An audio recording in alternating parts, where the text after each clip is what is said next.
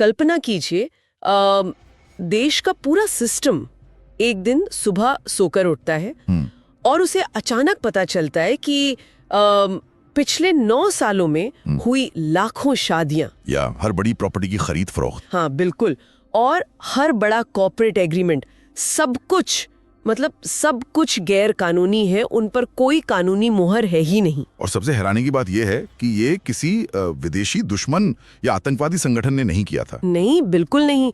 ये सब किया था रेलवे स्टेशन पर ठेला लगाकर फल बेचने वाले एक अकेले आदमी ने। ये एक ऐसा परिदृश्य है जो किसी भी देश की अर्थव्यवस्था की पूरी रीढ़ तोड़ सकता है। मतलब जब हम व्हाइट कॉलर क्राइम या सफेद पोश अपराध की बात करते हैं तो दिमाग में कोई सूट बूट वाला, विदेशी बैंक्स में पैसा घुमाने वाला हाईटेक इंसान आता है ना? सही कहा। लेकिन ये कहानी उस पूरी परिभाषा को ही पलट कर रख देती है। ये एक ऐसे इंसान की कहानी है जिसने भारत के अमोपूरे कानूनी और आर्थिक ढांचे को हैक कर लिया था। कोई छोटा मोटा फ्रॉड नहीं, बल्कि 20 से 30 हजार करोड़ रुपए का घोटाला। बाप रे, 20-30 हजार करोड़! और कुछ खोजी रिपोर्ट्स तो इस आंकड़े को 1 लाख करोड़ रुपए तक ले जाती हैं। तो आज के इस गहन विश्लेषण के लिए हमने कई विस्तृत डॉक्यूमेंट्रीज और वर्षों की खोजी रिपोर्ट्स को एक साथ रखा है। हमारा मिशन सिर्फ एक अपराधी की कहानी सुनाना नहीं है। बिल्कुल।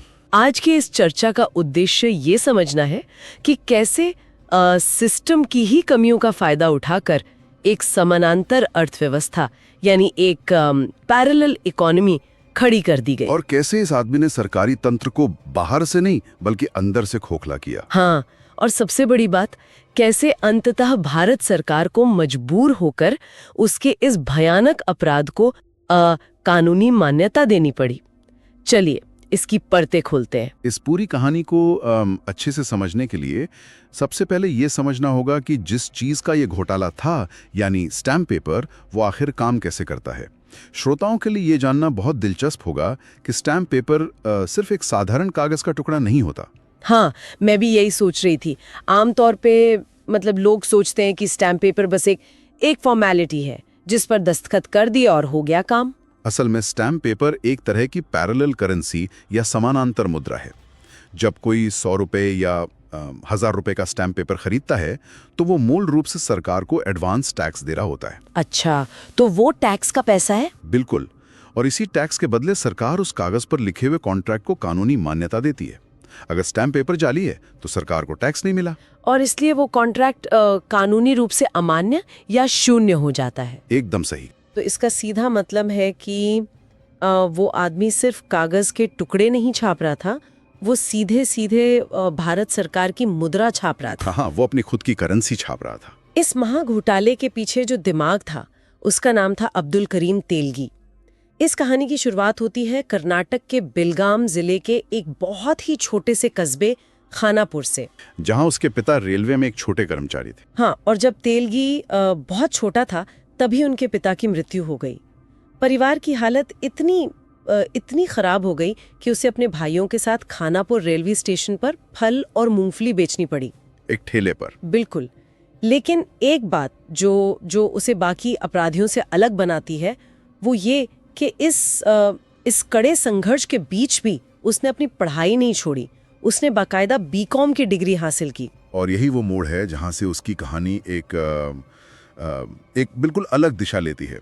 वो कॉमर्स का छात्र था, उसे हिसाब किताब और बाजार के काम करने का तरीका समझ में आता था। बेहतर भविष्य की तलाश में वो पहले मुंबई गया और फिर वहां से सऊदी अरब। 80 के दशक के अंत में खाड़ी देशों में काम करने जाने वाले भारतीयों की तो एक बहुत बड़ी लहर थी। हाँ, और इसी लहर में वो भी गया। लेकिन एक ट्रैवल एजेंट के तौर पर काम करने वाला इंसान वो इस फर्जीवाड़े की दुनिया में कैसे पहुंच गया?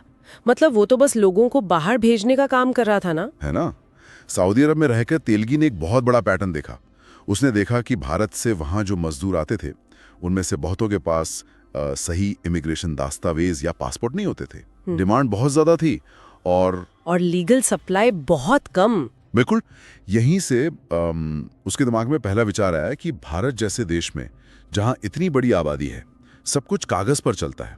अगर आपके पास सही मोहर लगा हुआ कागज है तो आप सिस्टम में कुछ भी कर सकते हैं। ये तो एक बहुत ही गहरी मनोवैज्ञानिक समझ थी उसकी। हाँ, भारत लौटकर उसने मुंबई में अरेबियन मेट्रो ट्रैवल्स नाम की एक एजेंसी खोली और यहीं से उसने फर्जी पासपोर्ट और इमिग्रेशन सर्टिफिकेट बनाने का काम शुरू कर दिया। लेकिन ये ज्यादा दिन चला नहीं।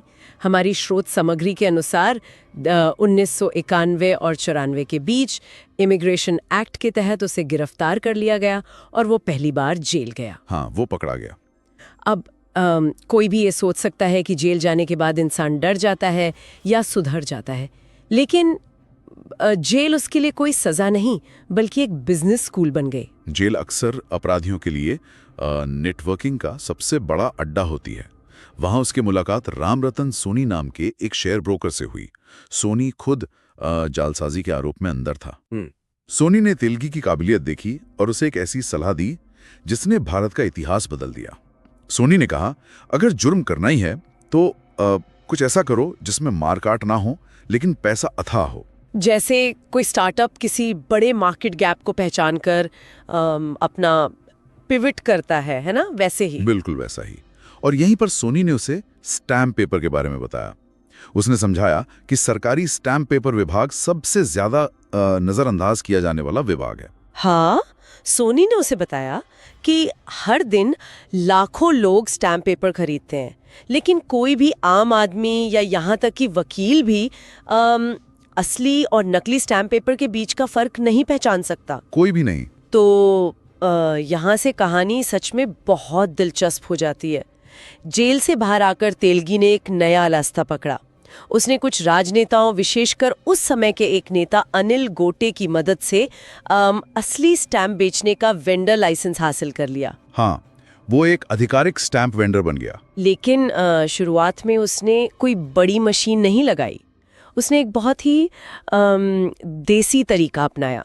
जो पुराने इस्तेमाल हो चुके स्टैम्प्स होते थे वो उन्हें सस्ते में खरीदता, केमिकल से उनकी स्याही मिटाता और उन्हें वापस नया बनाकर बेच देता था। ये जो केमिकल वॉश वाला तरीका था, ये शुरुआत के लिए तो ठीक था, लेकिन इसमें एक बहुत बड़ी समस्या थी। क्या? ये काम बहुत धीमा था। तेलगी का दिमाग अब हजारों करोड़ों के सपने देख रहा था और पुराने कागज धोकर आप हजारों करोड़ नहीं कमा सकते। सही बात है। उसे एक ऐसा सिस्टम चाहिए था जो उसे रातों रात अमीर बना दे। तो उसने मुंबई के मिंट रोड पर मुद्रा ऑफसेट प्रिंटर्स नाम की एक प्रेस खोली। ये एक बहुत ही शानदार कवर अप था। मतलब दिन के उजाले में इस प्रेस में शादियों के कार्ड छपते थे और रात के अंधेरे में वहां फर्जी स्टैम्प छपने लगे। लेकिन रुकिए, अगर वो सिर्फ एक आम प्रिंटिंग प्रेस में स्टैम्प छाप रहा था तो वो असली कैसे दिखते? मतलब साधारण कागज पर छपा स्टैम्प तो बैंक या सरकारी अधिकारी तुरंत पकड़ लेंगे। यही वो जगह है जहां तेलगी ने वो किया जैसे कोई सोच भी नहीं सकता था। ये ऐसा था जैसे किसी ने बैंक की तिजोरी का ताला तोड़ने के बजाय तिजोरी बनाने वाली फैक्ट्री ही खरीद ली हो। बाप रे। उसने सिस्टम को बाहर से नहीं बल्कि अंदर से हैक किया। नासिक में भारत सरकार की इंडिया सिक्योरिटी प्रेस है जहां देश के असली स्टैम्प, नोट और पासपोर्ट छपते हैं। तो क्या वो नासिक प्रेस के अंदर घुस गया था? नहीं, उसने एक कानूनी खामी का फायदा उठाया। जब नासिक प्रेस की प्रिंटिंग मशीनें पुरानी हो जाती थीं, तो सरकारी नियम के अनुसार उन्हें कबाड़ में नीलाम किया जाता था। अच्छा। लेकिन नियम यह भी था कि नीलाम करने से पहले उन मशीनों को हथौड़े से तोड़कर पूरी तरह नष्ट कर दिया जाना चाहिए ताकि कोई उनका दोबारा इस्तेमाल ना कर सके। कंपनियों जैसे यूनिक एंटरप्राइजेस के नाम पर नीलामी में बोली लगाई। हाँ। और उन भ्रष्ट अधिकारियों की मदद से उन मशीनों को बिना तोड़े बिल्कुल सही सलामत हालत में अपने कबाड़ के ट्रकों में भरवाकर मुंबई ले आया। क्या बात है। यहाँ जो बात सबसे ज्यादा हैरान करने वाली है वो ये है कि बात सिर्फ मशीनों की नहीं थी। मशीनें तो बस लोहे का ढांचा थी। हाँ। असली खेल था वो इंक, वो डाई और वो सिक्योरिटी वाटरमार्क जो सिर्फ सरकार के पास होते हैं। बिल्कुल। तेजगी ने प्रेस के डिप्टी मैनेजर गंगा प्रकाश जैसे वरिष्ठ अधिकारियों को करोड़ों रुपए की घूस दी। इसके बदले में उसे नासिक प्रेस से असली प्रिंटिंग प्लेट्स, एकदम वही केमिकल वाली इंक और सबसे जरूरी चीज तकनीकी ज्ञान मिल गया। ये सच में दिमाग घुमा देने वाला है। मतलब वो अब नकली स्टैंप नहीं छाप रहा था। नहीं, वो असली मशीनों से, असली स्याही से, बिल्कुल सरकार जैसे ही स्टैंप अपनी प्राइवेट प्रेस में छाप रहा था। हाँ, एकदम असली। लेकिन एक मिनट, मशीनें लगा लेना एक बात है, पर इसे बेचना कैसे संभव हुआ? मतलब अगर वो खुद जाकर करोड़ों के स्टैम्प बेचता तो तुरंत पकड़ा जाता। इस स्तर पर डिस्ट्रीब्यूशन कैसे काम कर रहा था? उसने इसके लिए पूरी तरह से एक कॉरपोरेट संरचना खड़ी कर दी, एक मल्टी लेवल मार्केटिंग जैसी चेन। हमारी स्रोत सामग्री यह स्पष्ट करती है कि उसने लगभग 350 MBA किए हुए छात्रों को, MBA छात्र? हाँ, MBA छात्रों को सेल्स एग्जीक्यूटिव के रूप में नौकरी पर रखा था। एक जालसाज के लिए काम कर रहे थे वो लोग? हाँ, इस शायद उनमें से बहुतों को शुरुआत में पता भी नहीं होगा कि वो किसी सिंडिकेट का हिस्सा हैं। उन्हें एक बाकायदा कॉर्पोरेट ऑफिस में बिठाया गया था। ये MBA छात्र सूट बूट पहनकर, लैपटॉप लेकर बड़े बड़े कॉर्पोरेट घरानों, बिल्डर्स और यहाँ तक कि सरकारी बैंकों में जाते थे। वे खुद को एक प्रीमियम कॉर्पोरेट वेंडर बताते थे। लेकिन कोई बैंक किसी अनजान वेंडर से स्टैम्प क्यों खरीदेगा? लालच की वजह से। सरकार के नियमों के अनुसार असली स्टैम्प बेचने वाले वेंडर्स को सिर्फ 3% कमीशन मिलता था। अच्छा, सिर्फ 3%? हाँ, लेकिन तेलगी के एग्जीक्यूटिव्स बैंकों और कॉर्पोरेट्स को सीधे 20 से 30% का डिस्काउंट ऑफर करते थे। जब किसी बैंक मैनेजर को लाखों रुपए के स्टैम्प खरीदने पर इतना भारी कट या कमीशन वापस मिल रहा हो, तो वो ये नहीं पूछता था कि कागज कहाँ से आया है। सच में? और मैंने स्रोतों में ये भी पढ़ा कि वो एक कृत्रिम कमी या आर्टिफिशियल शॉर्टेज पैदा करता था। ये कैसे काम करता था? ये उसका सबसे बड़ा मास्टर स्ट्रोक था। जब उसे लगता है कि बाजार में उसके नकली स्टैम्प्स की मांग कम हो रही है, तो वो नासिक प्रेस में अपने पेरोल पर मौजूद अधिकारियों को फोन करता था। ओह, और वो अधिकारी कुछ तकनीकी खराबी का बहाना बनाकर नासिक प्रेस में असली स्टैम्प्स की छपाई कुछ हफ्तों के लिए रोक देते थे। तो बाजार में अचानक असली स्टैम्प की भारी कमी हो जाती थी, प्रॉपर्टी के सौदे रुकने लगते, लोगों में हाहाकार मच जाता। बिल्कुल। और ठीक उसी समय तेलगी के लड़के बाजार में उतरते और मुंह मांगी कीमत पर अपना माल बेचाते। मतलब क्या दिमाग था उसका? लेकिन यहाँ एक बहुत बड़ा तार्किक सवाल उठता है। क्या? जब एक आदमी 18 से ज्यादा राज्यों में 70 से ज्यादा शहरों में अपना पैरेलल सिस्टम चला रहा था, 130 से ज्यादा बैंक अकाउंट्स इस्तेमाल कर रहा था, तो क्या सरकार को अपने राजस्व में आई इतनी बड़ी गिरावट नजर नहीं आई? क्या पूरा सिस्टम सो रहा था? सिस्टम सो नहीं रहा था। सिस्टम की आंखों पर पैसे की पट्टी बांधी गई थी। स्रोत ये साफ बताते हैं कि उसने नीचे के कांस्टेबल से लेकर ऊपर के बड़े राजनेताओं तक हर उस व्यक्ति का मुंह पैसे से बंद कर दिया था जो इस चेन में सवाल उठा सकता था। एक अनुमान के मुताबिक वो हर महीने करोड़ों रुपए सिर्फ घूस के तौर पर बांटता था। लेकिन कहते हैं ना, जब पैसा हद से ज्यादा और बहुत जल्दी आता है तो इंसान का अहंकार उसके दिमाग पे हावी हो जाता है, और यही तेलगी के पतन का कारण बना। बिल्कुल। 31 दिसंबर साल 2000 की रात का एक किस्सा हमारी रिसर्च में सामने आया जो किसी फिल्म के सीन जैसा लगता है। मुंबई के टोपास बार में तेलगी नए साल का जश्न मनाने गया हुआ था। वहां तरन्नुम, जिसे अंडरवर्ल्ड में मुस्कान के नाम से भी जाना जाता था, नाम की एक बार डांसर थी। हाँ। तेलगी उस पर इतना फिदा हुआ कि उसने एक ही रात में 84 से 93 लाख रुपए उस डांसर पर लुटा दिए। अरे बाप रे, ये कोई छोटी मोटी रकम नहीं है। साल 2000 में 90 लाख रुपए, आज के हिसाब से आप इसकी कीमत की कल्पना कर सकते हैं। उस समय इतने पैसे में 25 किलो से ज्यादा सोना आ सकता था। सच में। जब आप इतनी बड़ी रकम एक रात में हवा में उड़ाते हैं तो आप रडार के नीचे नहीं रह सकते। अगले ही दिन पूरे मुंबई के अखबारों, पुलिस महकमे और अंडरवर्ल्ड में सिर्फ एक ही चर्चा थी कि ये आदमी आखिर है कौन जिसके पास इतना अथाह कैश है। एक इंसान जो इतने सालों से अंधेरे में रहकर देश का सबसे बड़ा स्कैम कर रहा था, उसने खुद अपने ऊपर एक बड़ी सी स्पॉटलाइट जला ली। बिल्कुल सही कहा। और यहीं से पुलिस की नज़र उस पर पड़ी। 2001 में बेंगलोर पुलिस ने स्टैम्प पेपर से भरा एक संदिग्ध ट्रक पकड़ा। जब धागे खुले तो जांच की आंच सीधे तेलगी तक पहुंची। आखिरकार नवंबर 2001 में जब वो राजस्थान की अजमेर शरीफ दरगाह में जियारत करने गया था, तब बेंगलोर पुलिस ने उसे गिरफ्तार कर लिया। लेकिन श्रोताओं के लिए ये जानना और भी चौंकाने वाला होगा कि गिरफ्तारी के बाद भी उसका रसूख, उसका साम्राज्य खत्म नहीं हुआ। हाँ। जब वो बेंगलोर पुलिस की कस्टडी में था, तब मुंबई क्राइम ब्रांच के एक वरिष्ठ अधिकारी दिलीप कामत ने जांच के नाम पर उसे अपनी कस्टडी में ले लिया। और कस्टडी के नाम पर उसे पुलिस लॉकअप में नहीं बल्कि कोलाबा के एक आलीशान फ्लैट और मुंबई के 5 स्टार होटलों में रखा गया। जी हाँ, 5 स्टार होटल। हमारी स्रोत सामग्री बताती है कि वहाँ उसके लिए नौकर चाकर, बेहतरीन खाना, मोबाइल फ़ोन और हर वो सुख सुविधा मौजूद थी जो कोई सोच सकता है। वो पुलिस की हिरासत में बैठकर ही अपना धंधा चला रहा था। और दिलीप कामत ने इस विशेष वीआईपी ट्रीटमेंट के लिए करोड़ों रुपए की घूस ली थी। बाप रे। और जब इस बात का पर्दाफाश हुआ तो ये सिर्फ एक पुलिस अधिकारी के भ्रष्टाचार का मामला नहीं रह गया। एक ईमानदार अधिकारी एसएम मुशर्रफ ने इस पूरी गड़बड़ी और मिली भगत को उजागर किया। पुणे के तत्कालीन पुलिस कमिश्नर आरएस शर्मा और कई अन्य बड़े अधिकारियों पर जांच को भटकाने और तेलगी की मदद करने के गंभीर आरोप लगे। इसके बाद ही महाराष्ट्र सरकार को मजबूर होकर डीआईजी सुबोध जायसवाल के नेतृत्व में एक स्पेशल इन्वेस्टिगेशन टीम यानी एसआईटी का गठन करना पड़ा। और जब पत्रकार संजय सिंह ने इस एसआईटी की रिपोर्ट को देश के सामने लीक किया तो पूरे देश में एक भूचाल आ गया। बिल्कुल। बात अब सिर्फ पुलिस अधिकारियों तक सीमित नहीं थी, बल्कि राजनेताओं के दरवाजे तक पहुंच चुकी थी। और 2006 में एक ऐसा वीडियो सामने आया जिसने राजनीति की चूल्हे हिला दी। एक न्यूज़ चैनल ने तेलगी के एक नार्को टेस्ट का वीडियो लीक किया। इस टेस्ट में जब वो ट्रूथ सीरम के प्रभाव में था तो उसने देश के कुछ सबसे रसूखदार राजनेताओं के नाम लिए।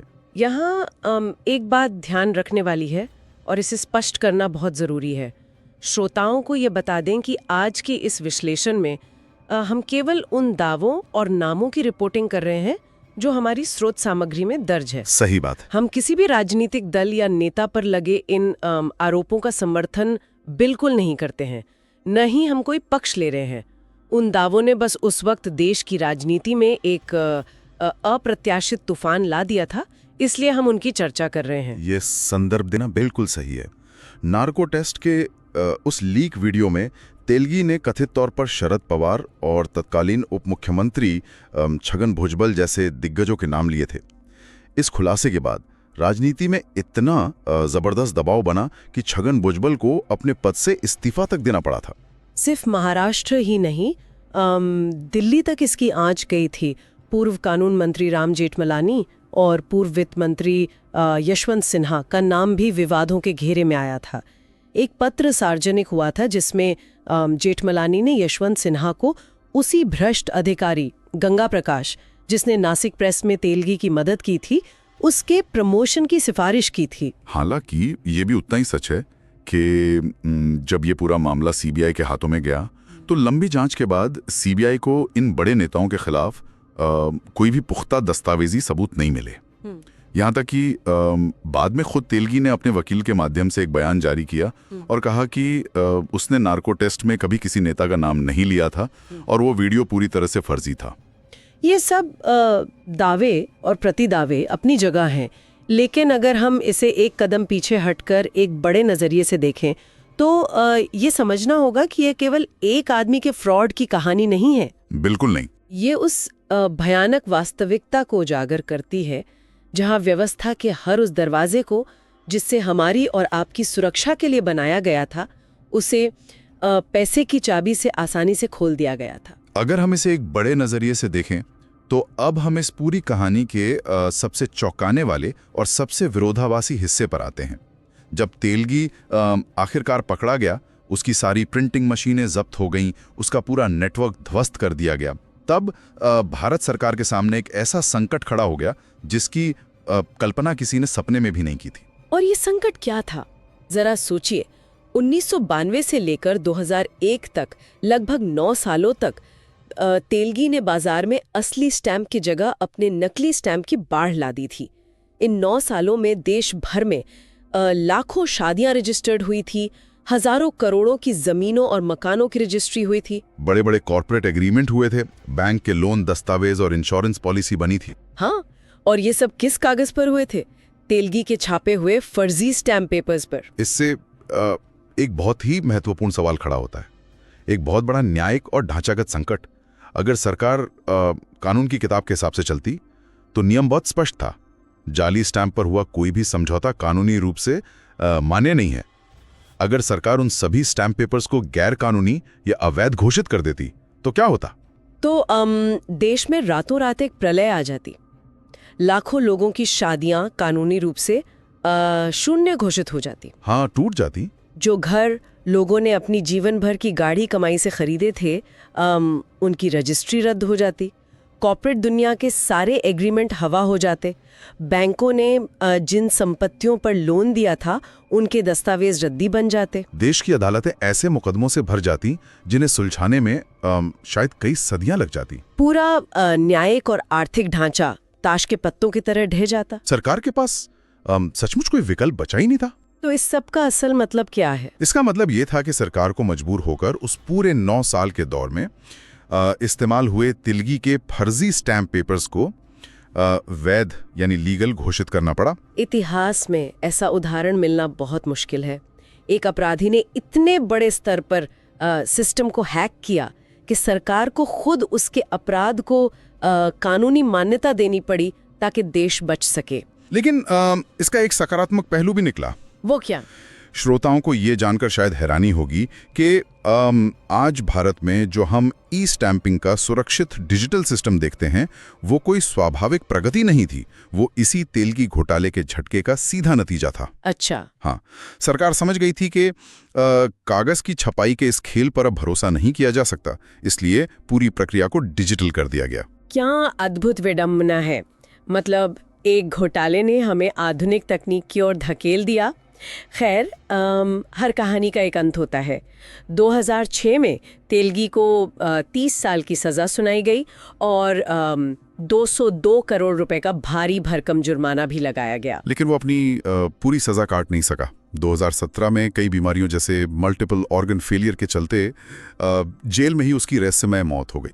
एक और दिलचस्प बात जो हमारी स्रोत सामग्री से निकल कर आती है वो है उसकी मौत के बाद का घटनाक्रम। तेलगी की मौत के बाद उसकी पत्नी ने एक वसीयत पेश की जिसमें घोटाले से कमाई गई बेनामी संपत्तियों को सरकार को सौंपने की बात कही गई थी। और 2018 में पर्याप्त सबूतों के अभाव में उसे और अन्य आरोपियों को एक मुख्य मामले से बरी कर दिया गया। हालांकि तब तक मुख्य आरोपी दुनिया से जा चुका था। तो खानेपुर रेलवे स्टेशन के प्लेटफॉर्म पर ठेले पर फल बेचने से शुरू हुई ये कहानी हजारों करोड़ के घोटाले, सत्ता के गलियारों में भूचाल और अंततः जेल के एक सीलन भरी बैरक में खत्म हुई। लेकिन आज की इस चर्चा को खत्म करने से पहले मैं एक ऐसा विचार छोड़ना चाहती हूँ जो स्रोतों पर आधारित है लेकिन श्रोताओं को सोचने पर मजबूर कर देगा। बिल्कुल, बताइए। हजारों करोड़ के इस महा घोटाले में सरकारी एजेंसियों के हाथ असल रकम का एक बहुत ही छोटा सा हिस्सा लगा। सोचने वाली बात यह है कि जो पैसा कभी रिकवर ही नहीं हुआ, वो 10,000 करोड़ रुपए, वो पैसा आखिर कहाँ गया? ये तो है। क्या इतने बड़े घोटाले में तेलगी सिर्फ एक मोहरा था? क्या असली मास्टरमाइंड वो लोग थे जो रात के अंधेरे में नासिक की मशीनें चला रहे थे, या वो सफ़ेद पोश लोग जो दिन के उजाले में सिस्टम के अंदर बैठकर उन मशीनों को सुरक्षा दे रहे थे? ये एक ऐसा सवाल है जो शायद हमेशा भारत के आर्थिक इतिहास का एक अनसुलझा रहस्य ही रहेगा। और इसी विचार के साथ हम आज के इस गहन विश्लेषण को यहीं विराम देते हैं। सोचने के लिए बहुत कुछ है। अगली बार फिर एक ऐसे ही विषय की परतें खुलेंगे।